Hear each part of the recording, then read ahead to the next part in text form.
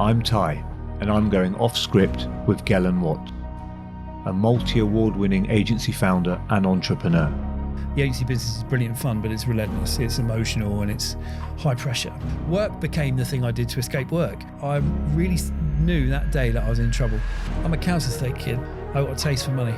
I've made so many mistakes in my life. I had a breakdown, effectively. First time in my life I felt powerless. Drugs ruined my life, and they ruined the lives of other people as well. I've got apologies that can never get made. Drugs took away everything that mattered to me. Gel, thank you so much for coming on the show. Pleasure. Thanks for having me. We've obviously been like pen pals for a while, haven't we? Chatting loads on LinkedIn, social media, etc. So I've been quite excited to actually face-to-face chat with you and all your wisdom. Yeah, I'm not sure I've had a pen pal before, so it's nice to officially have one. So let's take it back. So you created a marketing agency, creative agency. Yeah. Back a few years ago. Take us into there. Why did you get into that sector? Yeah, okay. So how and why? So I started an agency in Bournemouth called Thinking Juice. I started it in 2003. I came to Bournemouth really because for a number of reasons. I've been fired from all the best agencies you could work at, and I came to Bournemouth. I met a girl, fell in love, and I fell in love with Bournemouth, and no longer with said girl. But I started an agency which she joined fairly shortly after as a sort of co-founders.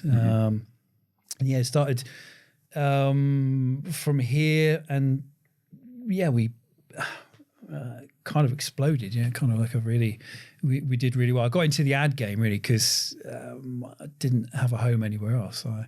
What year is this now? What are you talking about? So 2003, 2001 I moved to Bournemouth. 2002, 3 I decided I'd do it on my own. I like probably living by my own rules a little bit and making my own way and all of the stuff that comes along with that.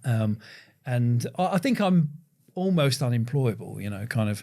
My team tell me that as well. Yeah, I think it's a I hate the phrase, but an entrepreneur thing, right? So, and I think often when you start a business, when you get it right, you employ the people to do the stuff you can't do very well. And if you're employable, often you can meet all the expectations of an employer. As an entrepreneur, you kind of get driven into a place where I can't do this and I can't do that, and I'm going to fail if I don't just do it on my own. So started my own agency, and it was odd starting in Bournemouth as well, because it was like the end of the advertising universe at the time. Yeah. Whenever I sort of talk to a client or a potential opportunity, it's like, where are you? What's going on? And Bournemouth is really cool now in a creative context and digital sector, but not back then. Not back then at all. It was almost a problem. But my agency and probably 2 or 3 others, and a few other local characters, sort of really put the area on the map creatively in terms of digital. I was going to say, you must have been one of the first in the area in those years. There were some old school agencies that were kind of solid businesses, solid business, 1 or 2 particularly, but not nationally known outside of their specialism. So there was a couple that were specialist in direct response advertising, one in property, but not one had a thing in marine, but not known as credibly across the industry. So it was an interesting place to start, but it was great because if you're going to work mad hours and drive yourself crazy, then might as well do it by the beach. And it was early in that whole idea of you can do whatever you want from anywhere, but in the end, and I don't mean not just talking about my own, but talent wins out, and good at what I do and managed to recruit amazingly in terms of the team and the people that I worked with. And did all right. How big did this agency grow? How many people did you have working? So there's sort of like a few chapters to it, but I think within Thinking Juice as an agency, headcount was probably maximum around 70, but I merged that business with another one locally, and we can talk a bit about that, but we sort of grew that business to nearly 400 people, Wow. 60 million turnover, and maybe 400 people, what they call FTE, full-time equivalent. So probably about 320 on staff, and then a whole load of contractors and freelancers. But yeah, 400 people, that's more than one headache every day for every day of the year. So, it was a totally different animal at that point, you know. Wow. Yeah. And you sold this business, right? Twice, I understand. Yeah, kind of. Yeah. So I sold Thinking Juice. We did really well, and we got named, like I think in 2009 or 10, like UK Agency of the Year. There was 10 of us, and we got named UK Agency of the Year by the Drum magazine, and we were like UK's best in effectiveness, UK's best in creative, UK's best in. We were winning everything we touched went to gold. Like we were just getting it right. It was hard work behind the scenes. We were breaking, but you know we were doing amazingly well. We won like Mizuno for Europe, Middle East, Africa. We were just like you shouldn't get this stuff. Didn't even know really, you know, had mad imposter syndrome at times. Like why are we getting this stuff? And I knew it was good, and I'd worked for some great agencies and done some good stuff, but yeah, it sort of felt. It was a bit of a dream, to be honest, for a little while. And we were named in some top 10 lists, and we were above agencies like St. Luke's and Saatchi and M&C and all these big guys that, you know, kind of looking at it going, how are we doing this? And loads of people were knocking on our door to buy us. And I didn't want to sell, but my partner and I, at the time, we ran the business together. We broke up, and quite amicably, actually. You know, she wanted to go one way, I wanted to go another, and so, but I didn't want to go off on my own as running the business on my own. I wanted a business partner. So I had an offer to merge the business, and did so. It's kind of like sold it, became a shareholder in the bigger business, of which I became MD and Chief Creative Officer for the group, and then latterly, so I sold it that one time, and then latterly we sold the whole thing again. So yeah, one of very few agency owners who get to sell their agency twice. It's good business, that, I think. Yeah, it kind of worked. I think it's done all right for me. Interestingly, just before selling it the second time, I was trying to buy it back, the agency that I own, but you know, there's a few personal reasons and health things and stuff which we'll probably touch on, which sort of meant that it wasn't the right time to do so. But yeah, it was mad. It was a mad time. You talk about winning tons of awards and stuff, and I've seen the photos you post. There's so many trophies on the top there. Yeah. I had to take a minute to go back and scroll and think, are these like boxing trophies or football trophies? But what do you think made your agency different? Yeah, that's good. That's a great question.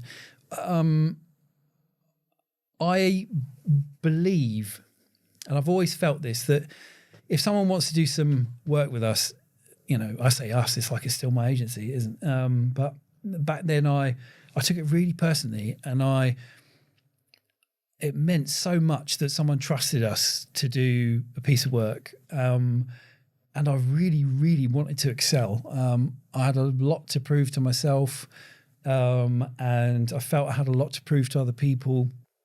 And I was insanely grateful, and I'm a perfectionist, and not necessarily in all the positive ways. You know, I'm a perfectionist for sometimes knowing myself like I do nowadays for approval, or, you know, other areas of self-esteem. But like the agency was a very positive time for me.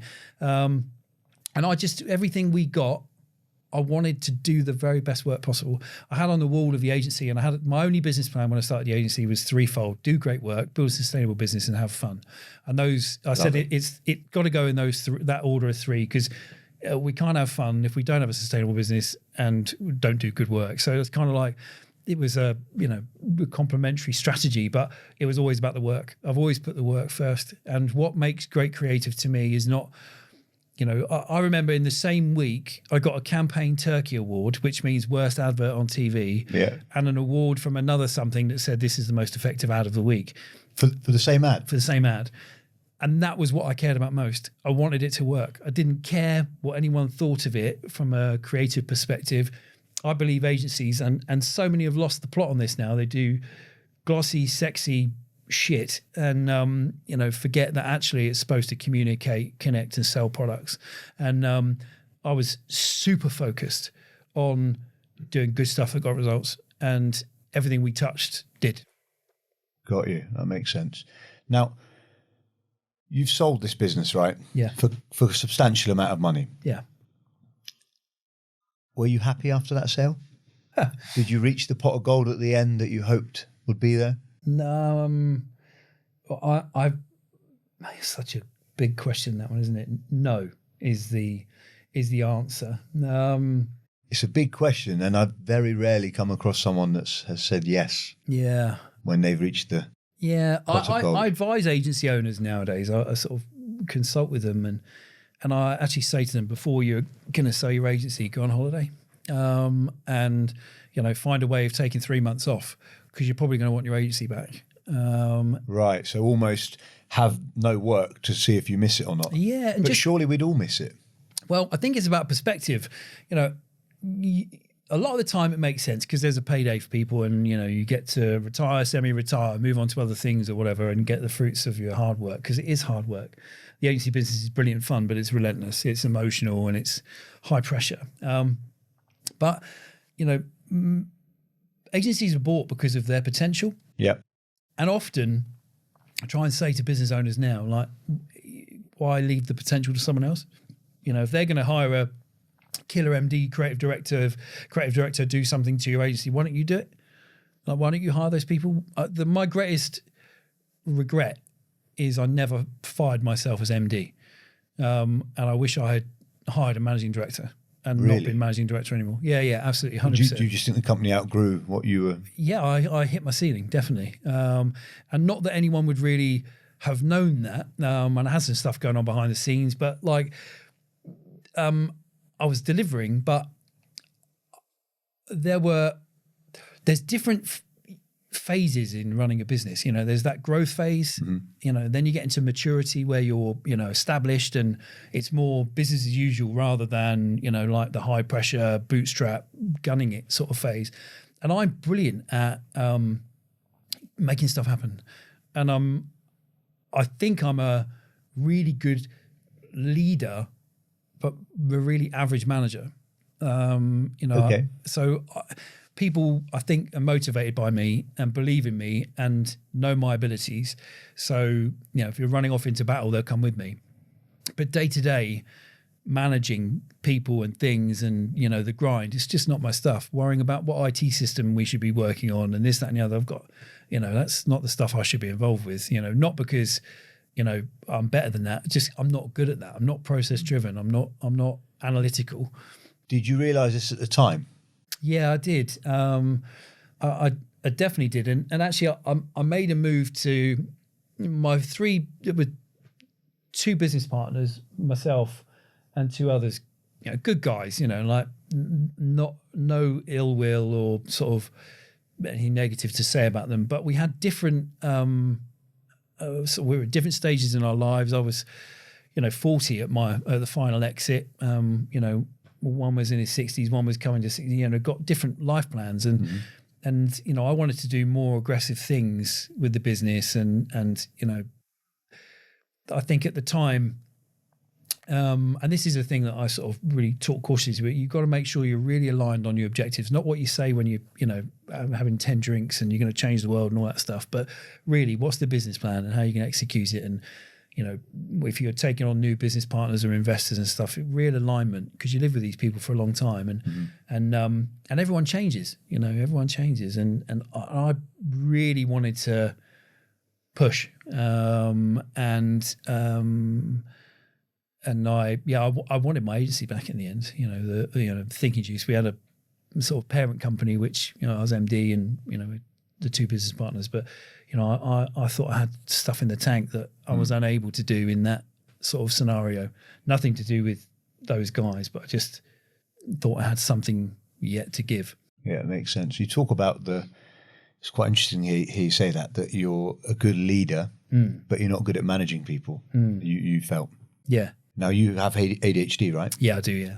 Do you think there's a link between that and that? Because the managing people daily, that daily stuff you said you struggled with, I struggle with because it's the concentration thing. Absolutely. But I can do the sporadic or sort of like the visionary or creative stuff, and then I need someone to really do the...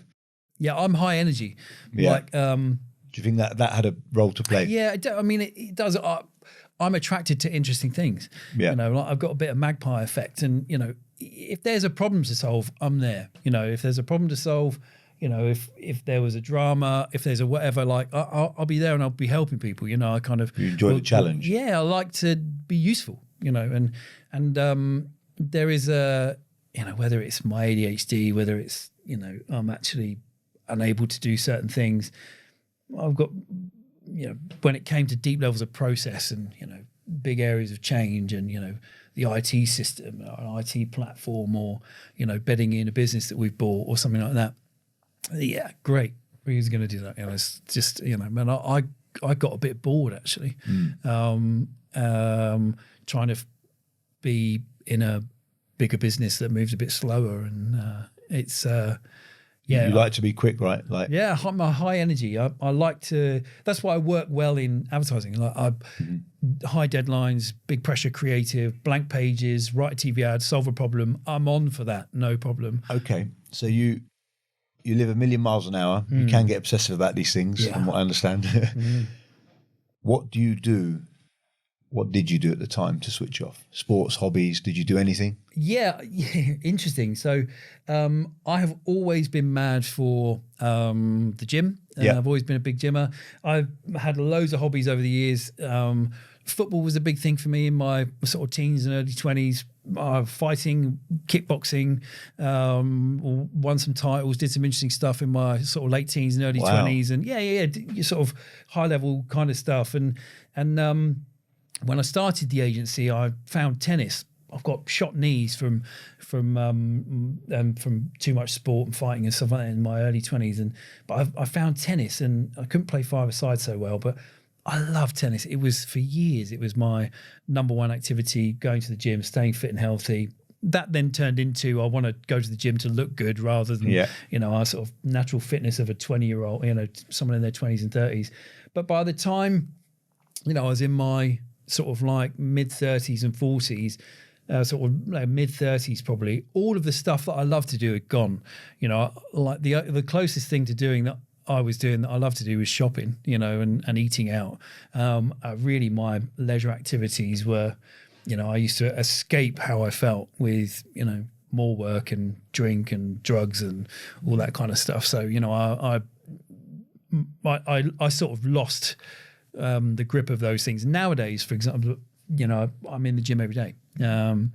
And I've had some health problems recently, but I'm still in the gym every day. And that's a real big thing for me, is, you know, to have that place to go and put some energy. Okay, so let's take it back a sec. You're obviously super driven. Yeah. How do you balance your work life? How does that drive affect, or how did it affect your family life? Because for me, I struggle with this. The lines are quite blurred sometimes of what's work, what's my time and what's work time. Yeah. I struggle to balance that myself. Yeah. There's me, I mean, yeah, you live a busy life with lots of competing kind of needs, right, with your businesses and things like that. So I definitely recognise that for me, and I'm sort of embarrassed to say it, everything suffered. You know, like there's me circa... So you were just chasing the goal and you didn't sort of see anything else? Yeah, I really lost myself in the business. There was a period, about 2011-12, where I merged the agency, and I remember actually, it was a share and cash deal at the time, and I went off and bought a Rolex and an S-Class and a this, that, and the other. And I was living up in Westbourne, and I was driving to work from Westbourne to Bournemouth. We were in, at the time, we had a sort of loft unit above Burlington Arcade on Old Christchurch Road. Lovely space. I felt like the king when I got that place. It was dreadful, really, but it meant the world to me. And I remember driving down there, and I had this diamond Rolex, and all these twinkles going on around the car. All the sun just shooting off these diamonds and into my eyes and onto the roof and of the car. And I was driving along, and I looked at all this and went, "Who the hell am I?" Honestly. I'm a council estate kid, right? And I really knew that day that I was in trouble. I got a taste for money. And I have often I just go too far with stuff, and it's partly obsessive. I've done a lot of work on learning around myself over the years, and people pleasing and self-esteem is has been a real driver for a lot of things that places I've gone and things I've done and stuff like that. And that was like a turning point in my life, that I put all of this high energy into making things, creative stuff I love to do, and something switched. I realized it was just working to work rather than working to create great stuff. And it was a period of my life where I sort of lost myself a little bit, but I was a workaholic. I'd work 80, 90 hour weeks, no question. And during that period, enjoy it? Parts of it, parts of it. I mean, I enjoy lots in my, even through very sad times, I can still have a bloody good laugh because, life's for living, and it's beautiful, and, I've got a silly sense of humor, and there's always something to smile about, even if you're not very happy. Like, I think you can be happy and sad in the same body at the same time. For sure. And, I was obsessive, workaholic, loved loads of stuff, but work became the thing I did to escape work. It was like just keeping up, more achievement, win another client. That felt like the thing that was gratifying me rather than friends and family. My relationship with friends went out the window. Family were second class to work, and not because that's how I felt, but it was how I thought. I had to. Chasing the S-Class and the Rolex. Yes. I mean, that was almost success. Yeah, interesting. And it like that it was never about money, but money became the thing that since I was, unhappy, I wanted to get paid bloody well for it. Yeah. It was a weird thing because, you sort of think, I've been in that space before where you're thinking, well, I'm going through this, so at least I'm going to get rewarded for it. A bit entitled, you know, kind of, and the wrong priorities. And, I don't look back at that period of time fondly on myself. I kind of sort of want to give myself a cuddle and say, shape up, mister. But difficult times are coming if you keep going this way. And, but I also admire how hard I work. Like I really did work hard. And this is the interesting thing. I thought I was doing the right thing by people. Like I took being an employer really seriously, getting people paid on time. The stress on me of a very simple lad, really, in a lot of ways. I just wanted everything to be okay for everyone. And, like trying to do the right thing, I often ended up doing the wrong thing. It's interesting. My therapist actually says this to me. Yeah. You can't help everyone, Ty. You can't fix everything, Ty. This pleasing thing. Absolutely. You've got an element of that by the sounds of it. Massively. Quite a large element of that. Huge. Where do you think that comes from? Yeah, I don't know. My therapist. Childhood? Yeah. So my therapist, I mean, it depends which therapist you talk about, right? Yeah. I've been analysed inside out and upside down 101 times, right? And I had a good childhood, like really loving mum and dad, but with their nuances, like everyone. And I think there's interesting. I say I have got no touch subjects. We kind of came into this and I said that. We can go on. No, this isn't one of those. But there are a couple of moments in my childhood, some that I don't talk about. Nothing to do with my parents or immediate family that definitely shaped me, and had a fundamental long-term impact. I was also, I think, because I was undiagnosed with ADHD until my 30s. Okay. And my version of hyperactivity happens in my head. People who know me really well will know I can be super silly and really expressive, and I can be very guarded around people that I don't know. And often that can look quite aloof or arrogant because I hold myself back, but it's actually because I'm quite shy. But, when I'm around people I know, I kind of let go, and then I'm a bit stupid, and I like to have fun. I like to be silly. Like my kids know me as a complete idiot, I'm always singing stupid songs and doing stupid stuff. And if they're dancing on the tables, I'm dancing on the tables. Like, there's no holds barred. Just have fun, right? Yeah. But as a kid, I'm dyslexic and I had ADHD, both undiagnosed until my 30s. So a lot of my life was internal. I sort of looked at life a bit like that. Everyone else had a rule book and they'd read it and I hadn't. And so I felt very internal and a bit different and a bit away from people. And what I learned earlier on was early on was if I excelled at something, people liked me, and I got attention, and I did a whole load of things in my life, and I've literally reinvented myself time after time, in places where I have excelled, and I've to a point where there's things I wish I had done, but was too scared to do, and sports I wanted to take up and things like that I wouldn't do because I didn't want to look stupid. Is it fair to say that you linked, I guess, probably without realising, doing well at things with being liked? Yeah, totally, 100%. Yeah. So that could have been a driver in the business massively, as well. Yeah, oh, no question. I mean, in the ad game particularly, client comes to you and says, we want a piece of work. Now, they're either you get to show them you're creative and get a slap on the back, or you go through a creative pitch and win a piece of work. And I went for 7 years without losing a pitch, which is unheard of, 100% hit rate. I believed if someone phoned me, then I'll win the business. And best closer in town. Yeah, pretty good, man. And some of that is because I get people, but I'm with, it's an ADHD obsessive thing. I'm big into psychology, behavioral science, the human condition, trying to understand people, what motivates them, what drives them, and things like that. So I really understand how to connect with people, not necessarily myself often, but like through my communications, ads, all that kind of work. And you're getting a whole load of applause if you're winning business, and a whole lot of celebration. And,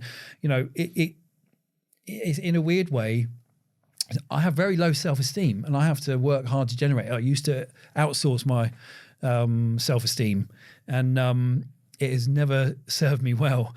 And often I would go looking for self-esteem in some of the worst places. And, I not been able to generate internally. You kind of you find what feels like love wherever you can. And my industry love me, fucking sending me clutch of awards here and there, and all that kind of stuff. Gratification. And, amazing, constant wins. And reassurance for a frail personality that you are valid, you are something. So you're living at this peak for quite a while now, aren't you? Yeah. And we always say what goes up must come down. Yeah. There was a period where it did come crashing down, isn't there? Yeah, badly. Yeah, badly. Talk to me about that. How did that? What was there? One thing that triggered? Yeah, there was a catalyst. 2011 to 2012, 13, merged my business, was in a new world. It wasn't quite how I imagined it. Things were a bit tough, wasn't looking after myself great, but, doing my best, had everything under control and all that kind of stuff. 2014, something happened, which was really difficult.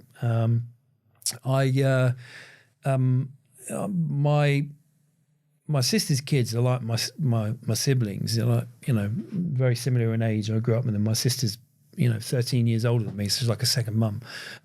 So I grew up with these kids, and I'm very, very close to them after my sister separated from her husband, and one of the in I think it was May 2014, I got a phone call to say Matthew, my nephew, but he was 26 at the time, had been taken to hospital, not very well. I had some headaches going on, and he had cancer, and that 6-month period from May when he was diagnosed, it wasn't even 6 months to October when he died. I was with him virtually every day, and I was with him when he died. His mum and siblings, it was an awful situation. No one could or would be with him at the time. His siblings certainly would have, but they weren't. They had other things, kids and stuff like that. But I was with him when he passed away. That whole summer, I'd gone from not taking care of myself very well to not giving a shit about life. And it's in me right now talking about it. I feel nervous. And I was talking to my counsellor about this last week or so, actually. Watching him fade was the first time in my life I felt powerless. And by the time he passed away, I literally did not care about me or anything else. I just wanted to escape how I felt. And I had no space.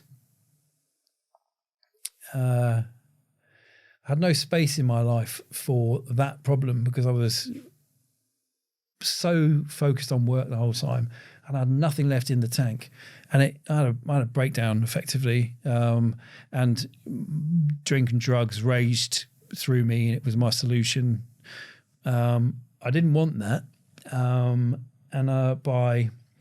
So he died in October, and I was in rehab at Christmas that year. I think I went in on Christmas Eve.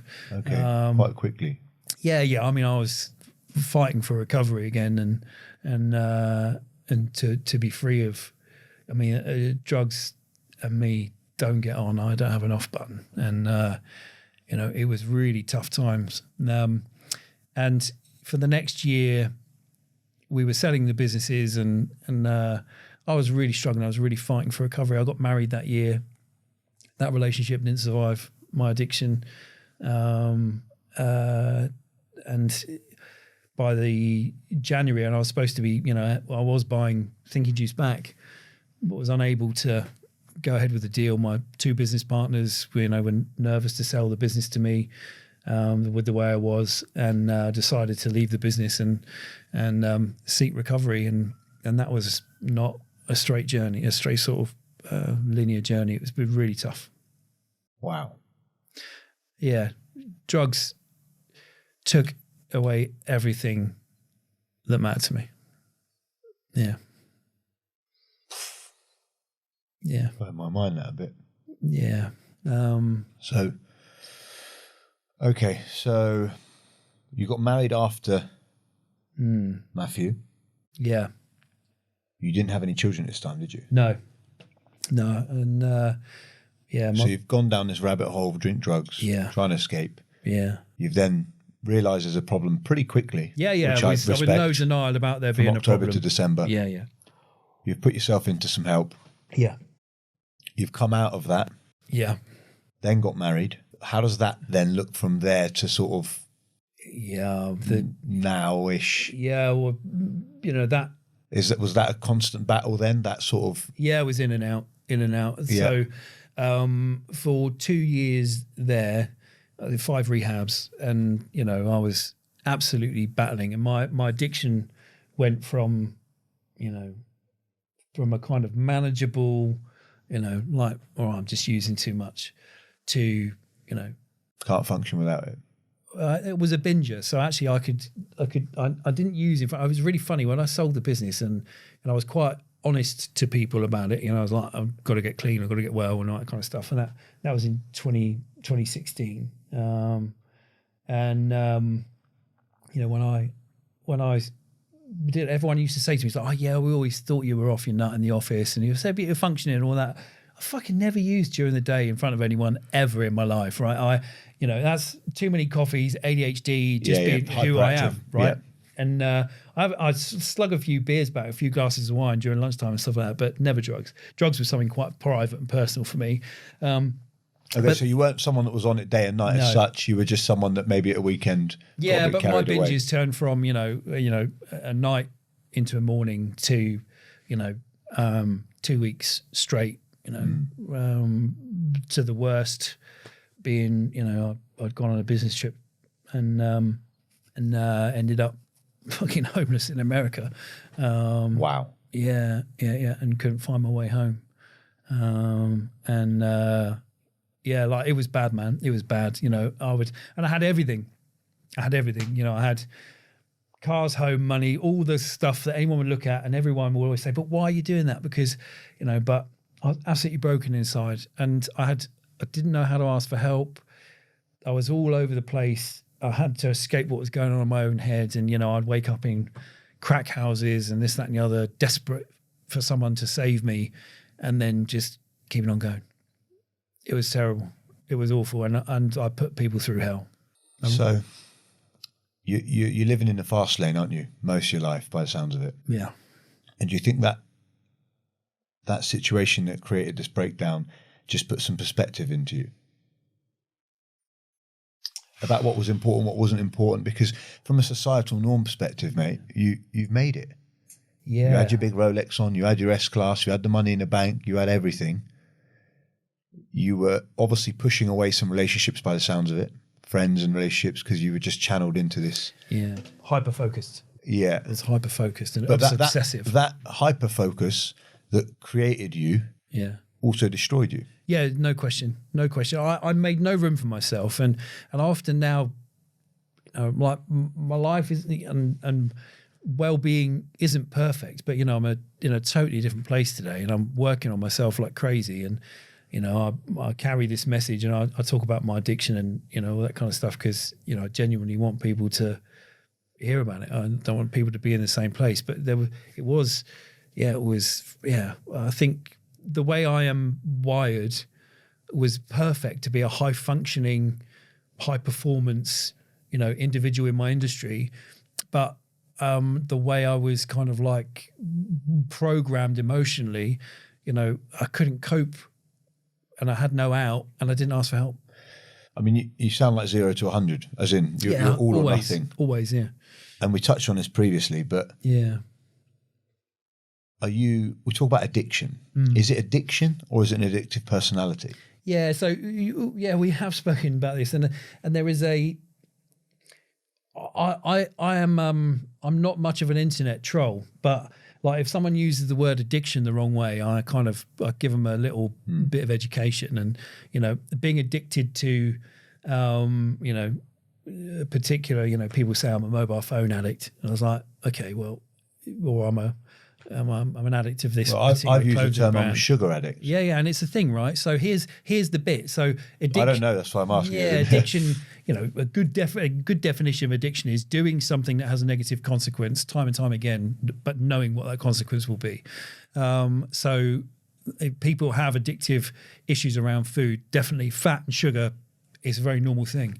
We're more obese today than we've ever been, and it's not because people want to be. It's because they're hooked on what they're eating, and and they're not seeing beyond the negative impacts. Same with drink. I mean, drink's a legal drug. Whatever. If you're doing anything, addictively, it's bad for you, and you can't stop. Being addictive often just means something you're obsessive about, and obsessions can be bloody awful as well as addiction. But addiction you can't escape from, and obsessions you can often put them in their place and navigate that a lot easier than an addiction. Addictions are it's known as a disease. I mean, addiction is a clinically registered disease. Was there a point, and I think about this for myself, sometimes I work myself into what's maybe labelled as burnout or whatever. Yeah. Is there a point where you felt you were at that place but you ignored it, or did you always just felt invincible when you were cracking on with business and life? Yeah. Do you know what I mean? Like, as in, I'm a cat with 9 lives. My friends have always, just always marvelled at, my ability to sort of repair and get on with stuff. Be resilient. Yeah, absolutely. And there is a thing, I don't know if you've heard of this, but like there are a category of people that are super healers, right? So if you cut yourself, some people heal super quick overnight, and it's same with internally, same with recovery. Like people who've got an excessive VO2 max can be high performance athletes. Yes. Same with like white and red blood cells. You can super heal or super perform. So I've always been in that category of being able to function right physically and recover physically quickly, but not mentally. So I see. So that's been the collateral damage over a few years has been I could turn up and keep going, but my head was getting more and more tired, and I did burn out. I burnt out, no question. 2011 till 12, 13, I was burning out, if not burnt out, but keeping on going. And I wasn't looking after myself great at all even then. But then when Matthew, got ill, absolutely, I had nothing in the tank, and I had everything around me like that. With my 2 business partners, honestly, probably would have moved heaven and earth to help me if I'd said what was going on. At the Christmas I went into rehab, I told them I was going on a boot camp for 2 weeks. I didn't want to tell anyone. I was so embarrassed. Yeah. I was so shy and so embarrassed. I said I was going to a fitness boot camp, and you know, when I came back, I told one of them, I was like, oh, it's fucking rehab. He's like, I know you're in rehab, you know, and like everyone would help me. I've always, you know, I'm not an easy character to be around at times. I describe myself as a head chef with clown shoes. You know, like I have a lot of fun, but you know, I'm all about get the work done. I'm hard on stuff, but I've helped a lot of people. I know a lot of people would have helped me if I'd asked. And that's what I was going to touch on there. You've obviously come through a lot with this. Is there any advice you could give to any listeners that are maybe in a similar sort of cycle or struggling, scared to ask for help, that might help them? Yeah, it's such a tricky one, this. Everyone's different, I get it. But yeah, they are. And it's a bit like, you know, there's like gambling ads, right? And they say on the gambling ads, when the fun stops, stop. Who are they saying that to? Like, you know, like. And who's the judge of the fun? Yeah, and like, you know, if you've got a fucking problem, like when are you going to stop? Like, it's like putting a beware cocaine at the end of a line. You know, like, oh, stop or you might get addicted. Oh shit, okay, I won't do the next one. Like, you know, when you're already buzzed, you know, there is, you know, like I think it's hard.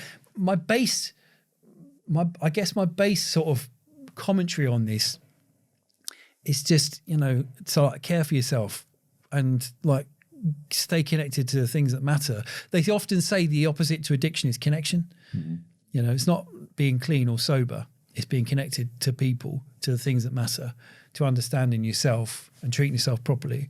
You know, and you know, all addicts, you know, their outer edges are disconnected. You know, they're not connected to things that matter.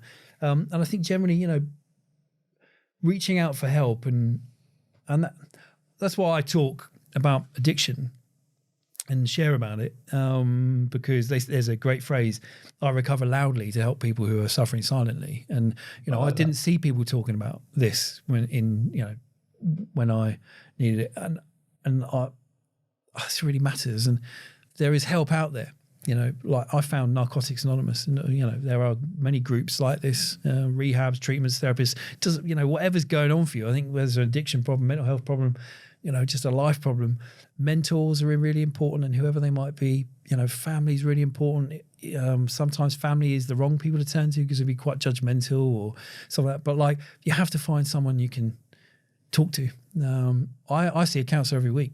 Do you? Yeah. I was going to ask you if, like, currently now, what are you doing? Like, is there so stuff I'm part you do? of a 12-step program. So you know, I'm part of 12 steps. So I have a sponsor and all of those good things. But I also, you know, I take mentors in life and business, and I see the same therapist once a week for an hour every week, and I will do that now till the day. Like I can tell you now, I will every single day of my life work hard at my recovery. For the rest of my life, I will always focus on my mental well-being, and therapy and counselling would be part of that. And I'm not embarrassed of that, but I would have been 5 or 6 years ago. It was also a bit of a different world 5 or 6 years, or even longer than that. You know, you're talking about 2003 when you set the agency up. I mean, who was talking about mental health? No one.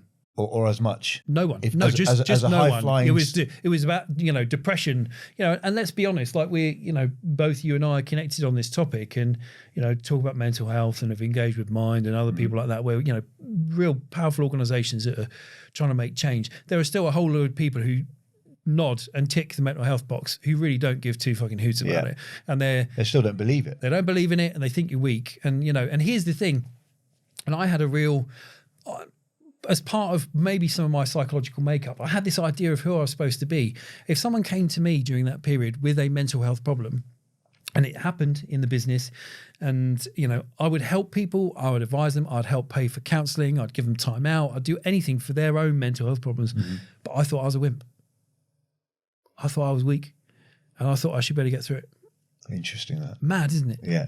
You know, and I've gone around the houses trying to deconstruct that. Why would I not give myself the same compassion and love and care? And it's partly low self-esteem, partly arrogance, you know, a whole load of positives and negatives in there. I think the societal norms in those days as well. Like, can you imagine being a high-flying CEO of your company and then coming out and saying you feel this way or that way? Yeah, are you going to lose business? Are you going to lose staff? Are you going to lose credibility, reputation? Your ego's going to hurt. Your pride's going to hurt. Yeah, it's interesting because it's become part of my story. And interesting, like with your businesses, Ty, you know, you talk about mental health and things like that. And, you know, I think you've done amazingly over the last couple of years, like the message you're carrying. I'm a huge fan, you know. I think you're carrying a really important message, and particularly coming from the industries that you're involved with, you know, like leisure, nightclubs, stuff like that. It's fantastic. And, you know, you are not the business that people are buying, right? So people are buying tickets to your events, they're buying, you know, engaging here and there. So you sort of like a step back from part of the business. So it won't damage your nightclub on a Friday night necessarily to talk and think that way. As a CEO of a professional services business, you know, you are under a lens that if you show a chink of weakness, that people won't trust you. So where do you put that stuff? You know, how do you talk about it? It's a huge risk. And when I sold the business, I'm not, by the way, not making assumptions that it's easier for you to do it. I'm just saying that, like, there are certain spaces where it's safer, literally safer to do it.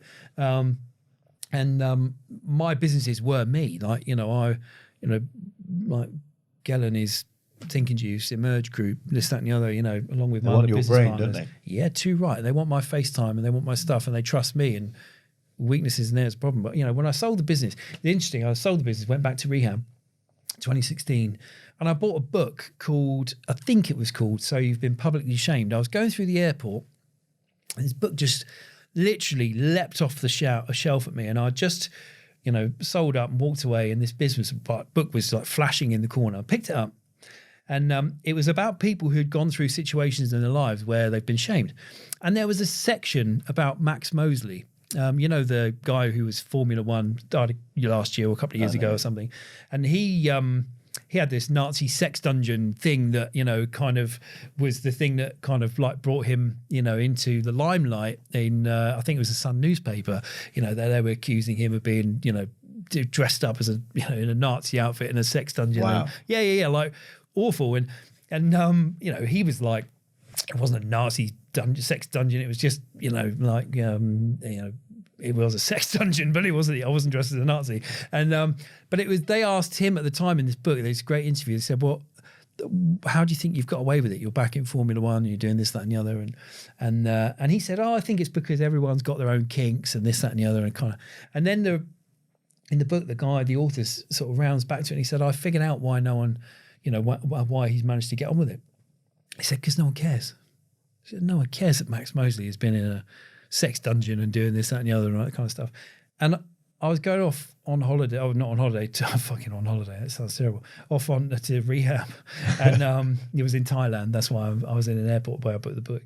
And I read this thing and I thought, yeah, what is shocking about a guy in advertising having a fucking cocaine addiction? You know, what is shocking about that? Why would it matter that this guy has a cocaine addiction? And I suddenly just thought, you know, I'm not evil. I'm a stereotype. I'm the stereotypical ad man. I'm Don Draper of my day. You know, I'm not necking a few whiskeys. I'm snorting a few lines of coke. You know, like, and I just suddenly changed my opinion of it and stopped being embarrassed of it. And yes, of course, I'd sold my businesses. No one was going to hurt me. But interestingly, talking about it and sort of sharing about it now so vehemently, it's made a huge difference to my life. It's quite empowering, isn't it? Utterly. Like, you know, yeah, of course, the horrible detail lives with me and my therapist, but I pretty much talk about anything. I always think of the film 8 Mile with Eminem. Yeah. And the reason I say that is when you're young at school, it's savage those days. And, you know, I got picked on a bit and bullied, whatever, but when you're admitting your flaws, you're taking all the power away from the public. Totally. Like he does in 8 Mile. So he starts by attacking himself, then he goes for the other rapper. So he's taking all that power away. And I think the moment you've sort of accepted that, when you had your perspective change, there's nothing left that can hurt you. That was the moment that everything started to change. And it wasn't a straight line from there that, you know, everything resolved itself and stuff like that. Nothing like it. It was still, you know, battles and this, that, and the other with myself. But you know, it got better, and it got better faster, and it put me onto a new trajectory. And you know, I sort of, there's a few things that I love about myself nowadays. You know, I work really hard, but I love really hard as well. If my wiring is wrong and how I'm feeling, then that can often come out wrong. Sounds but I'm like you behind do people. everything. Yeah, 100%. You know, I'm all in on stuff, and you know, I have also learned to prioritize doing what I really want to do, and I did so many things in those years because I thought it was the right thing to do. It has such a negative impact on my life and business that I will no longer do that. You know, I was just literally going to ask you that. Is there a particular thing throughout your business and personal life that you felt was a big mistake at the time that thought, oh no, this is the end of the world, and now looking back you can see a positive spin on it, or might have been a bit of a hidden blessing? Yeah, interesting. Yeah, so my old sponsor said to me once that he's glad he's an addict, and I used to reject that idea. I just thought, are you mad? What does he mean by that? Yeah, what a thing. If you're in a fellowship, a 12-step fellowship, they're pretty special places where people come together every day of the week talking to each other about how they feel. And as an addict, you're incredibly isolated. Most people end up using on their own and living a life on their own and away from people. But you're not alone in the context that there's thousands and millions of people going through the same thing. And he said, before I found recovery, I was alone. No one understood me. And I couldn't make friends and things like that. And he said, since I've gone through the 12-step fellowship and I've, you know, got mentors and things like that, he said, I've gone through 12-step, I understand myself. I forgive myself. I love myself. I've got friends. I've got this, got the other. And so he's grateful for the outcome of his addiction. It's changed who he is and got him into a better place. I'm not sure I can quite say that I'm grateful for being an addict, but I'm definitely grateful for what I've learned about myself, and I'm learning about myself. I'm nowhere a complete article. I'm a student of, you know, mental health and addiction and stuff like that, not a master. I can sound like a master, but I'm not one. I'm learning every day and trying not to believe my own bullshit a bit too much around, you know, kind of thinking I've got it sewn up because I haven't. Something a bit more personal. How does all of this experience that you've lived, the good, bad, the ugly, affect your parenting? Yeah, okay. Yeah. I'm not going to go into what kid or not kid, or I don't want to touch on that because I know it's quite personal. But is it? Yeah, it does affect. I think a whole lot of things affect my parenting. I'm a really gentle parent. And like when I think anyone is in need, I want to help them. And we started having a dialogue, you know, during lockdown and, you know, and I really care about people, you know, I really care about people. I could just stop you. I could tell by your messages, and I know I said this to you before, but a lot of people were like checking in like, hey Ty, how you doing? Which is perfectly fine as well. But you were writing these like chapter and verse to me, profound perspective. And every time I read them, I remember saying to Dee at Dorset Mind, I was like, this is amazing. Like, it's genuinely uplifting. And you can tell he genuinely has put a bit of time into that message rather than the copy and paste. Yeah, bless you, man. And like... Meant a lot. Yeah, bless you. And like, there are people who are doing that for me, you know, who kind of, they touch you and they kind of, they make a difference. And, you know, I've made so many mistakes in my life. I would do anything to repair some of them. I've got apologies that can never get made.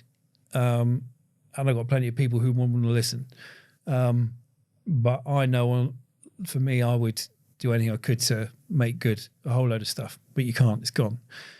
But you can bring what you learn to new people. And I want, I've got a son and 2 stepdaughters, and, you know, in one way or another, it's my ambition for all of them to have had the best of me, not the worst of me. And, you know, like the girls, every day I tell them, you know, that they can do anything they want. They call themselves strong, independent young women, because that's what I call them. You know, I want them to be all of themselves and not scared of what that means. And to be confident and happy. And I think it's affected my parenting a lot because I want them to live full, peaceful lives. I would hate,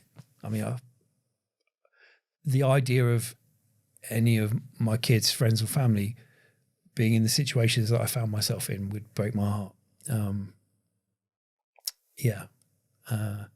So I want to keep them safe as well. Raw subject, that. Yeah. I'm shaking a little bit, I feel it, yeah. And I really, I've made mistakes, and I've also done a lot of things right. I know that, but I wish at times I could just press rewind and fix a few things. Interestingly, though, I'd still want to sort of end up where I am. I've got a wonderful partner. I don't like better person, worse person. I like who I'm becoming. I'm not the final product, but I'm different to who I used to be, and I've still got a whole load of stuff to resolve, work through, but I'm trying to have positive impacts wherever I go, not negative. If we try and put a positive spin on that. Yeah. Your life experience, how old are you? I'm 46, I think. Is ridiculous. 47, 46. 46, 47 years. Yeah. Ridiculous. So actually, if you could pass any of that wisdom on. Yeah. Most of my character traits, personality traits, whatever you want to call them, are from life lessons from my father. Yeah. Genuinely from my father. Yeah. Not from the education system, not from where I grew up, just from him and his weird, profound, quotes that he'd talk in, proverbs and it stuff. Sounds like my dad. Yeah, it sounds similar. So I'm a bit of a quoter, as you know, but he used to talk in these sort of ways and teach me life lessons and stuff that he'd experienced, because he's had an incredible life as well. Yeah. Very mixed. So I think if we look at it from a positive perspective, you can pass that knowledge on. Obviously, it's up to them whether they take it, but definitely. That I think would help them definitely in life. There are lessons and experiences. Interestingly, though, it's amazing your dad. I lost my dad a couple of years ago. Just the greatest guy. I had a really tense relationship with him when I was young, but just the greatest human. And the stuff that I know and believe today and talk about, all the things that he would say. He used to say, I remember him saying to me as a kid, it's not what you say that matters, it's what you do. He said, your actions are deafening.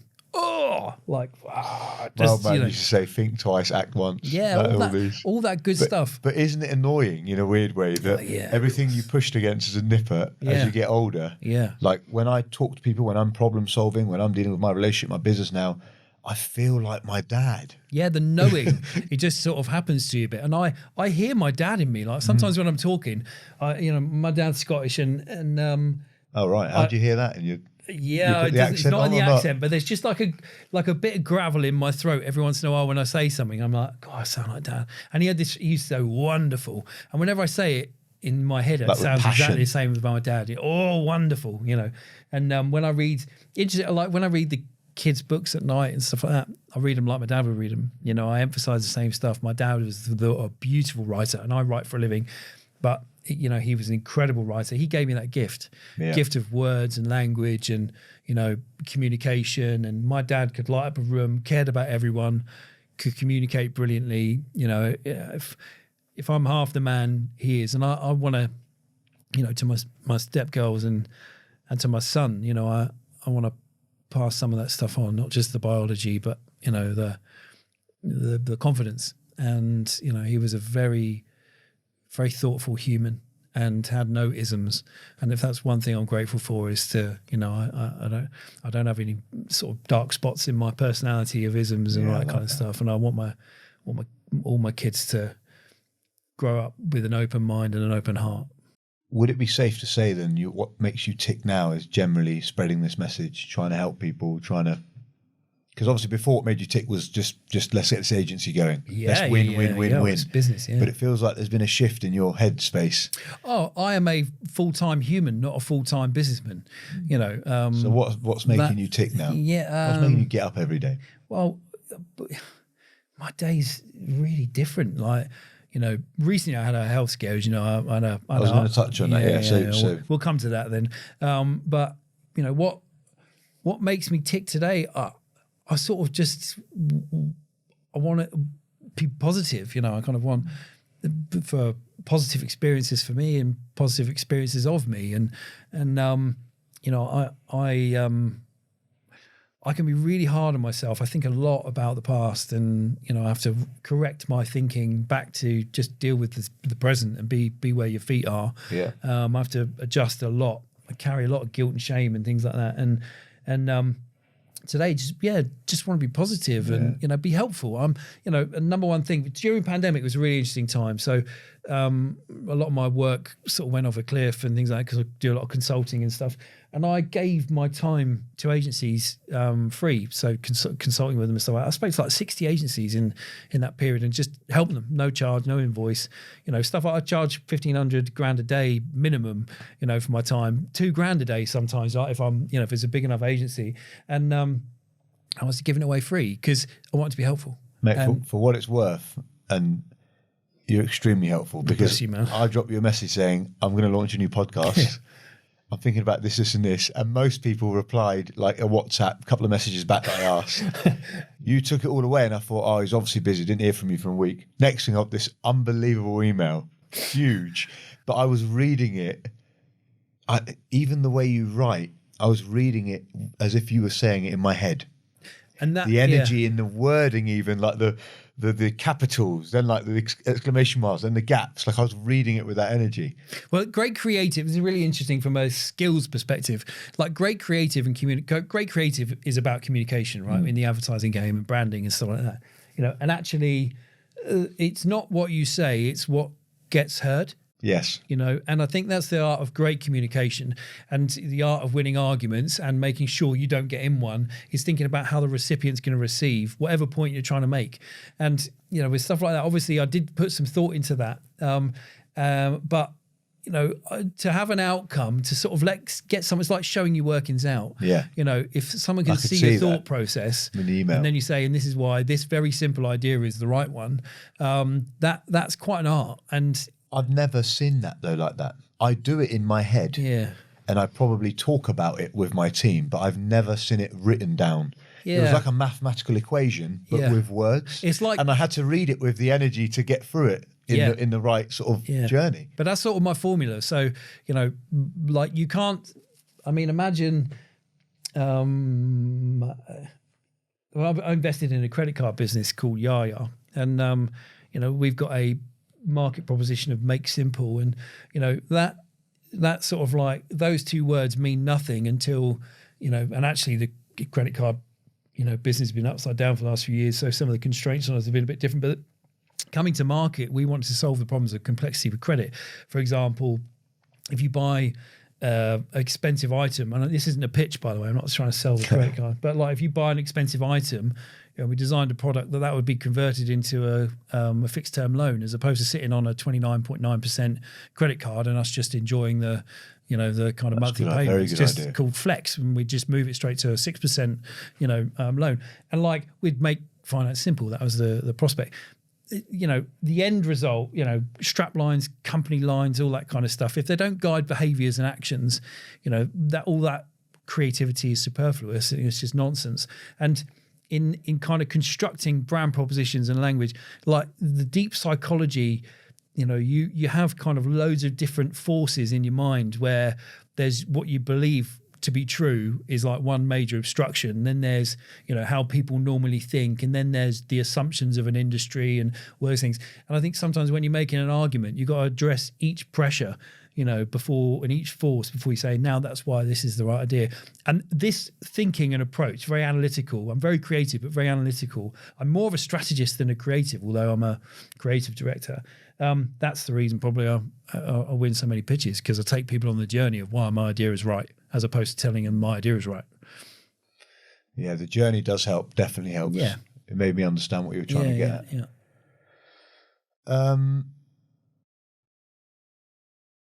You are out of everything by the sounds of it. You're out of your business now. You've got your new life. You've got a partner. Everything's happy. Yeah, a few businesses and a few businesses, you're investing in stuff, whatever. Yeah. But talk to me about your recent health scare, because if you're now living arguably a normal, stable life, how have you ended up having a heart attack? Yeah, well, I've had a terrible time with COVID. So, you know, I've got COVID and suffered from it desperately badly in sort of like beginning of 2020. So right at the beginning of COVID. Oh, right. So yeah, so I've had long COVID since February 2020. So before the first lockdown. Still to now. Yeah. My lung capacity's come down because of COVID, and I went into sort of like called an ambulance into hospital and all that kind of stuff early on because I was having, big chest pains and this, that, and the other, and a whole load of stuff going on. So COVID has sort of brought a lot of pressure into my life. So COVID, vaccines, who knows what. But anyway, February this year, I had a heart attack. It was quite scary and quite serious, and I'm alive. How did you know you were having a heart attack? Yeah, because I fell over and my heart hurt. and I always try and ask people this, but most of them aren't around to explain it, if you know what I mean. Yeah, well, the feeling is like, someone putting a strap on your chest and tightening it. You feel like you're being given the world's biggest bear hug, and it's breathtaking, And I actually then lost my sight and my hearing as well. Did you faint? I sort of passed out from it, but semi-aware, semi-not, and I was found and ended up in A&E and being looked after. And the scariest bit of it all, I mean, it was scary knowing I was having a heart attack. It was scary when the ambulance turned up, and it was scary getting to A&E. But the scariest bit was I was having an ECG, and I was in A&E, and this guy, knowing I've just had a heart attack, he presses the crash button and he's like, "We're going to put you in resus off the ECG." He said, "I think you're about to have another heart attack, but don't stress out about it." What? Like, what? Yeah, he said, like, if anything happens, like, don't worry. He said, but you're probably about to have another one. So he moved me into resus, and I'm literally sitting there just like almost waiting to die, like just thought I had already. And so sort of like just sitting there still, just like, oh my God. And I've never behaved better, really. I sort of like, they put me on the ward and I didn't have a charger for my phone. So, I'd contacted my missus and then I literally just sat there like, shit, it was terrifying, man. It was terrifying. But yeah, like for those who think they might be having a heart attack, short of breath, cold sweats, strapped around the chest. It's a tough one though, because so many serious illnesses have similar symptoms to not so serious illnesses. Yeah, absolutely. That some of the stuff you've described there. Yeah, gym pains. I've felt loads. Yeah, of course, and I've got high blood pressure as well. So I've given my cardiovascular the toughest time in the world. Ended up in rehab and A&E a few times with stuff like that, and come away scot-free. I'm aware of that, but I didn't think it was a problem at first, and then by the time I knew it was a problem, it was too late. And luckily, have you had to make some changes again then, from since then to now? 8 weeks, 6 weeks, whatever it is. Yeah, well, it was early February, or end of Jan, and so a couple of months now, and I am making changes. For like 6 weeks, I didn't have a coffee, and I was nervous about it, but then I was told nutritionally it's okay, so have a couple of coffees a day. I'm drinking more water than I did, and I used to drink 2 to 3 liters a day, but now I'm in 3 to 4 because I'm on so many medications. It's the old man stories, like these medications ruin your bladder and all this kind of bits and pieces, and if you're not careful, you end up wetting yourself. And like these medications are like statins and stuff. It's quite tough, but I'm flushing my system. I'm like really kind of doing stuff like that. I'm in bed at 9. I'm tired, and I just listen to it and go to bed. I sort of stepped back from a few commitments. I was offered this week a major piece of work, and I've said no to it. And it was to make 18 films for one of the biggest brand launches this year. I really wanted to do it, and I just thought to myself, I just got to look after myself. So I haven't done it, and that's really rare for me. Big positive movement though, that from you. Oh, it's mad big. I think, I was glad of the day that I did it. Then I'm really stressed because I'm thinking about the money and really want to do it and all this sort of thing. And but someone said to me very cleverly, see how you feel about it in 2 weeks. I think that's really smart. What, to let all the emotion die down? And then see how I feel about that decision. What did the doctors, did they say what had caused it? Yeah, just stress. No. Just years of whatever. Yeah. Just all the damage from COVID and probably a whole load of lifestyle stuff as well. So, but it was blood clotting that was the problem rather than a collapsed artery and stuff like that. So now I'm on like blood thinners and statins and stuff like that. I've got a pill box that I have to carry around me, and I get angina now. So I've got a spray that I have to put under my tongue if I get shooting pains. Grandparents both had them. Your fucking grandparents had it. Yeah. Brilliant. My granddad actually didn't. I don't think he had it in his days, and which is probably why he's not around. But my grandma did, and she lived a lot longer. It's brilliant, man. Like, that saves lives. That thing. Yeah, it's great, and saves pain as well, because what it does is it flushes your arteries, everything, all the veins and arteries open wide instantly. So it's useful. We talk about regrets a little bit. Yeah. Now, but it's really interesting because you said that kind of no matter what, you'd be happy to end up where you've ended up. So knowing that, if you could give a single piece of advice to your younger self, I was asked this the other day and I had to think quite hard. And obviously I'm still a little bit younger than you still, but what do you think that would be? Don't do drugs. Yeah? 100%. But would you end up where you are today if you didn't? I'd take the gamble. Interesting. Yeah. Drugs ruined my life, and they ruined the lives of other people as well. And interesting message. We need to get that strong message. Yeah, like that. and like I'm not anti-drugs in the sense of like don't have fun, kids. Like I understand, I get it. I'm drinking drugs. I'm not a preacher. I'm not a preacher, and and I had fun. Christ, of course I did. Loads of fun. If it wasn't fun, I wouldn't have started. It wasn't fun at the end.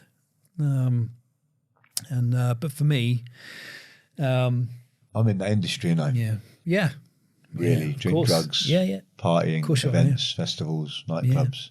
So I do see a lot of that. Yeah. And how's that make you feel? Not that I'm interviewing you. No. It's. I'm trying to think about how to answer that best. Yeah. We all partied young when we were young. I was a promoter, so I was into partying young. I did IB for all that kind of stuff. But I quickly realised, I think, I opened Halo when I was 24. Yeah, young. So very young. Really young. I didn't have a fucking clue what I was doing. Yeah, good. That's the reality. Yeah.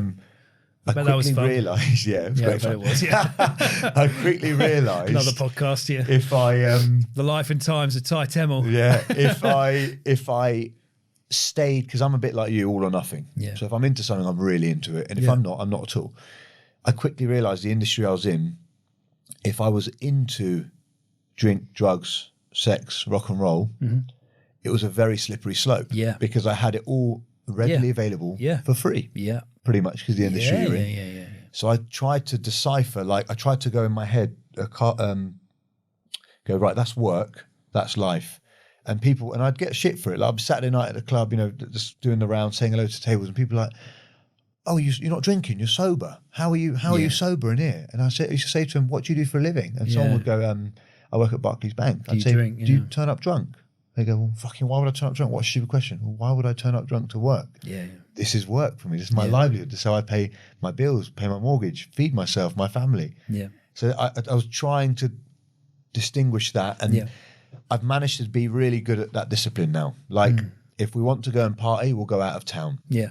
We'll go abroad. We'll go somewhere else. Yeah. I try and not connect my work environments with partying in the slightest. Yeah. I think I've had half a glass of champagne one New Year's Eve at Halo. Yeah. I just don't want to link that feeling of that joy to that space. No, when it's a horrible line to blur. I know I'd blur it probably. Yeah, if similar you to what you've talked go about. all in. I'd probably it's interesting. Like, I had a few big lunches, over the years at the agency, but I never used during the day. Yeah. Not once. I literally mean not once. And some people listen to this and go, rubbish. Not once. And you're honest about everything. In your heart of heart what you've done, what you've not done. Absolutely. Regardless what. There's not a lot that I wouldn't tell you that I've done, right? So, but never during the day, and I think that would have brought me to my knees fast, and it's very disciplined of you, Ty, and I that discipline will serve you well, because it's a hell of a tempting environment. Bit like the ad game, the ad game is about entertainment and partying and stuff like that. But which is why I got into that mental health space that you're talking about. No one talks about it in our industry. No, I'm trying to be tough, trying to be gangsters, trying to be... It's interesting, like mental health's the new gangster, right? Yeah. Someone else said something like that about wearing it as a badge of honor and this kind of stuff. I think if it comes from a good place, there is a bandwagon. Yes. As with everything, though. Yep. As with everything. And we shouldn't be deterred by the naysayers. Fuck them. Like, there's an important message that's got to get out there. Yeah. And if it comes from a good place, it comes from experience, then, it's important people talk. I think generally you can see the authentic ones the ones that are just jumping on the bandwagon. Yeah. I can anyway. Yeah, me too. The rest of you just sort of humour. Yeah. What's your proudest moment, Gail? Can be commercially or personally or both. Proudest moment. This is good. So my proudest, most amazing moment of my life was when my son was born. And I saw another human being struggle to bring a human being into this world. And I'm forever grateful for that. Quite a mind-blowing concept, that whole thing anyway. Incredible. And my son's mother, in many ways is a really amazing human. That moment will definitely stick into my mind as mind-blowing, totally mind-blowing. I was so proud, so amazed at that.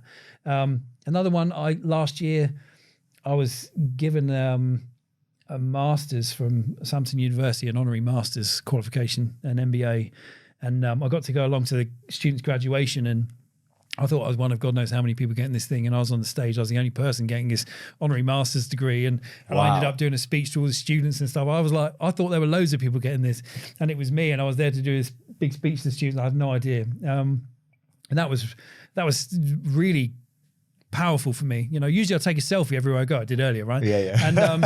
And I even said when I was doing the speech, I really want to take a selfie, but I'm actually just going to take this moment in and leave it in my brain.